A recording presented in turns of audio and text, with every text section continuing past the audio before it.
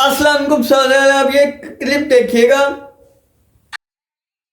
اچھا پہلے ایک چیز تھراپسٹ اور sometimes really mean therapist as well کہ آپ کا بچہ جائے گا تھراپی پہ to talk about their problems communicate and therapist ہی بولے گا نمازیں پڑھو.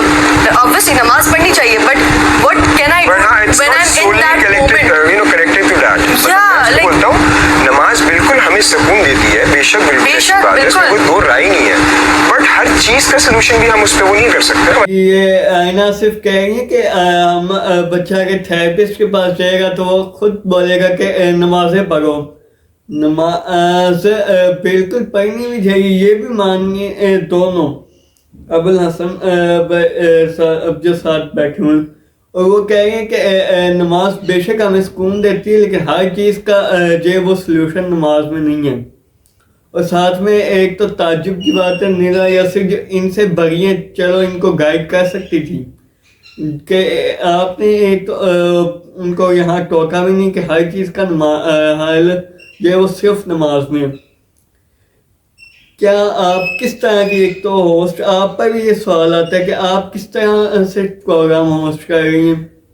چلو کالر نے وہ کوشچن کیا ہوا تھا، اس کا جواب چلو دے رہی ہیں یا جو بھی کر رہی ہیں. یہ کس طرح آپ نے اس کو سچویشن کو بھی ایک تو ٹھیک ہینڈل نہیں کیا، اوپر سے ایک آیت کا یہ ترجمہ آپ دیکھیے گا.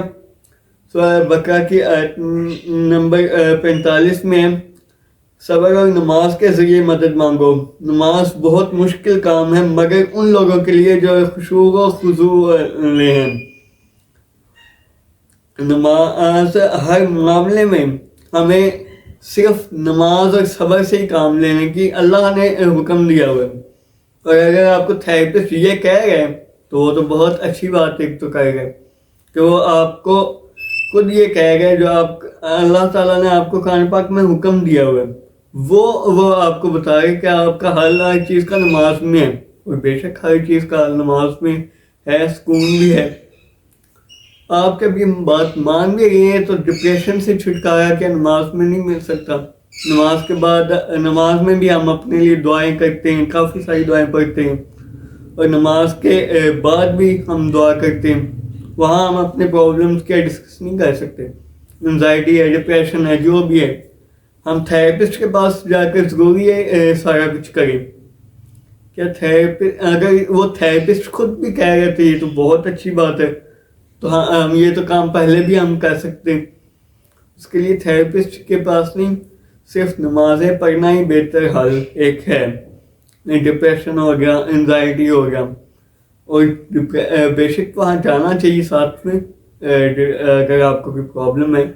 اس میں کوئی مسئلہ تو نہیں ہے، لیکن آپ یہ بات بھی غلط نہیں کہہ سکتے کہ اگر آپ کو کوئی ڈاکٹر، کوئی آپ کو وہ سائیکولوجسٹ، سائیکیٹرسٹ کوئی بھی کہہ گیا اگر آپ کو نماز پڑھنے کا، تو نماز میں بے شک ہر چیز کا حل اللہ تعالیٰ نے نماز میں رکھا ہے. قرآن پاک جب ہم پڑھتے ہیں قرآن پاک میں شفا بھی، جو بھی آپ کی بیماری ہیں ان کے لیے.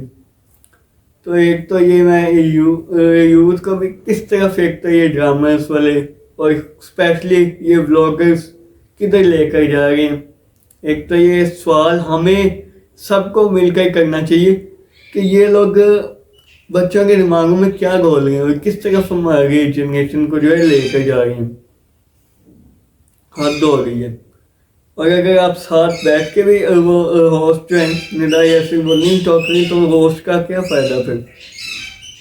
اس لیے اس طرح کے ان کو گائیڈنس میرے خیال سے دینی چاہیے، اور پہلے اس طرح کی چیزوں کی گائیڈنس جو ہے ان کو لینی چاہیے. کالج کے آپ سوال کے جواب جن سے دلوا رہی ہیں کہ آپ جینزیز بیٹھے ہوئے ہیں یہ دیں گے، انہوں نے تو کام ہی خراب ویسے بھی کر کے رکھی ہے.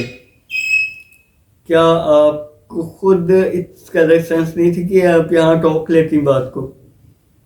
ایک تو اس پیغام کو جو ہمیں پھیلانا بھی چاہیے کہ جو کوئی ہوسٹ بھی اگر اس طرح کے پروگرام کو کر رہی ہے، کہیں پہ کوئی غلط بول گئے تو جو ہوسٹ ہے ان کا کام ہے تو وہاں پر گائیڈ کریں کہ یہ آپ بات چلو آپ تہذیب کے دائرے میں رہ کے آپ اگلے کو انسلٹ نہیں کرنا چاہ رہے. آپ ویسے کہہ لیں کہ میرے خیال سے آپ کو میرا خیال یہ ہے.